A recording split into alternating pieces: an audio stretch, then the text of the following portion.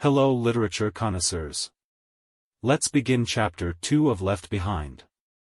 Buck wakes up because he mysteriously went to sleep after the last chapter. He had been described as working on a laptop, presumably on the interview with the Israeli scientist. This is a common theme the authors do. Time moves forward without telling the reader that some time has advanced. They expect the readers to guess what they are thinking, which adds to the confusion.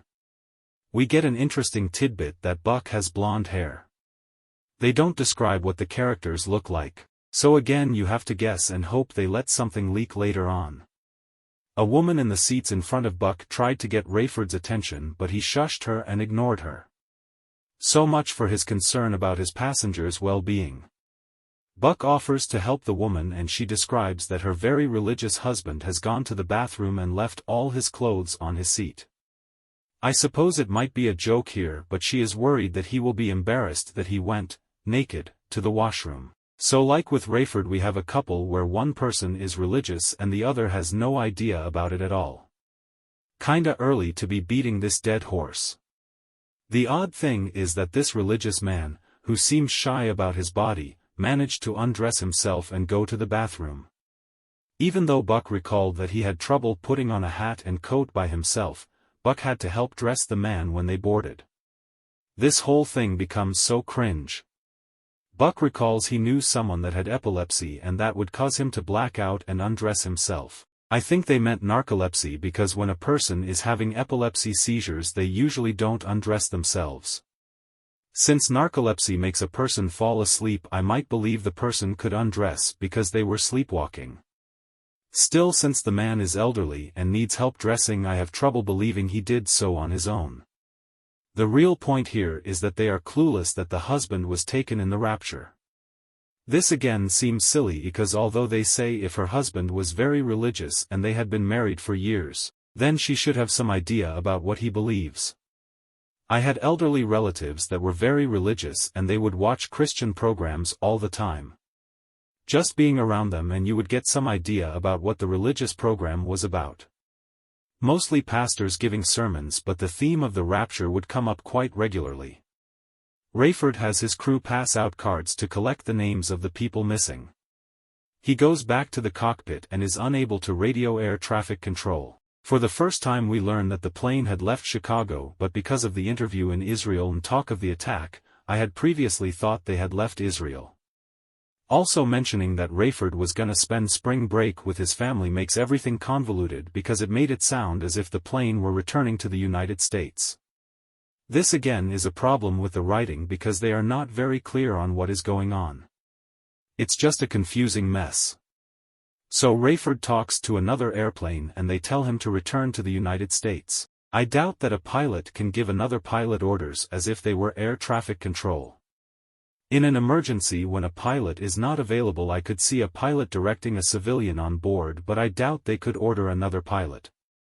The other plane goes on to tell Rayford that what happened on his plane has happened all over the world.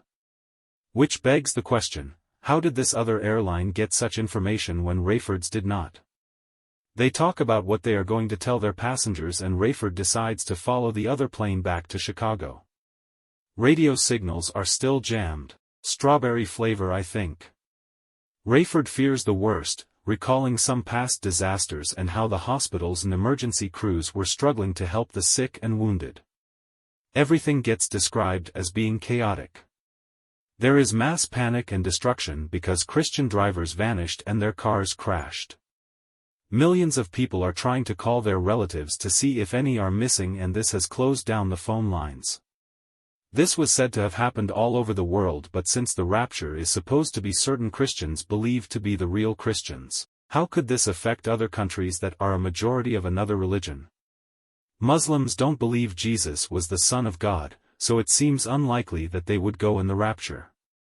America is predominantly Christian, so if the rapture happened they would be the hardest impacted. Other countries would be slightly impacted as some of their Christian population vanished, but in a majority Muslim country they would not notice a huge impact. One could argue that if someone never heard the gospel, then whatever religion they believe in will save them. The trouble is that even in the 1040 window, you would be hard-pressed to find someone that has no idea what Christianity is. Christian apologists like to say this. However, a number of years ago I read a passage in the New Testament where Paul the Apostle said that if a person has never heard the gospel, then they are destined for hell.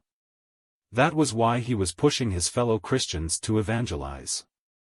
Christians like to also push an age of accountability where they believe that children are immune from sin and hell until they reach a certain age. We are never really given a good idea of when this age is.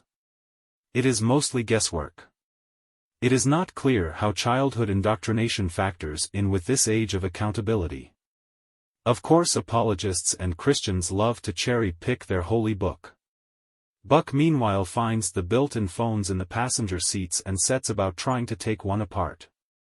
When Rayford's girlfriend catches him, he gives her a story that he can force the phone to work when no one else can.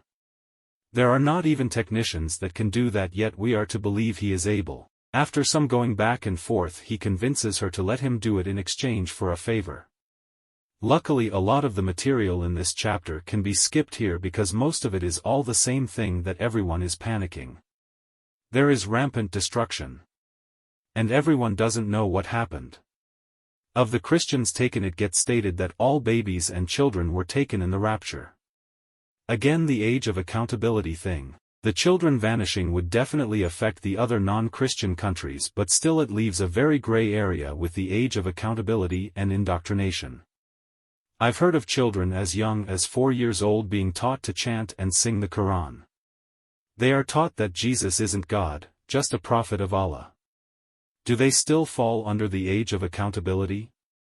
Buck never manages to get the phone working and the plane lands just as the chapter closes.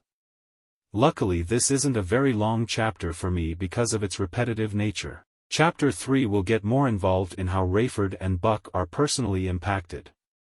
Thank you for listening and see you next time.